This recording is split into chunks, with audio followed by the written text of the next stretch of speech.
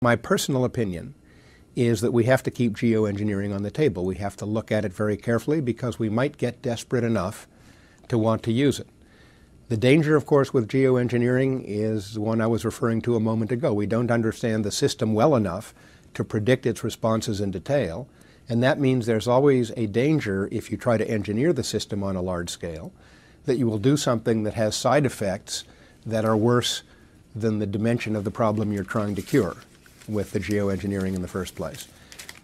There are a variety of schemes that have been discussed for geoengineering. A classic example is injecting reflecting particles into Earth orbit that would deflect some of the sunlight that would otherwise be warming the Earth, and in that way try to produce a cooling effect to offset the heating effect of carbon dioxide and other greenhouse gases.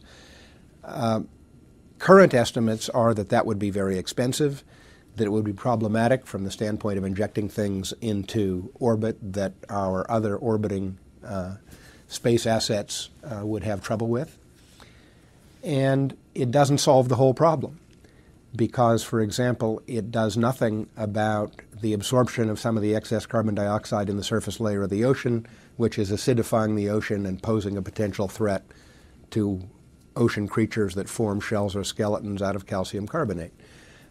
It also doesn't even fully address the atmospheric heat transfer effects of the greenhouse gases because essentially you're interfering in the visible part of the energy spectrum in order to offset an interference in the infrared part of the energy spectrum, and you can't expect that to be completely effective.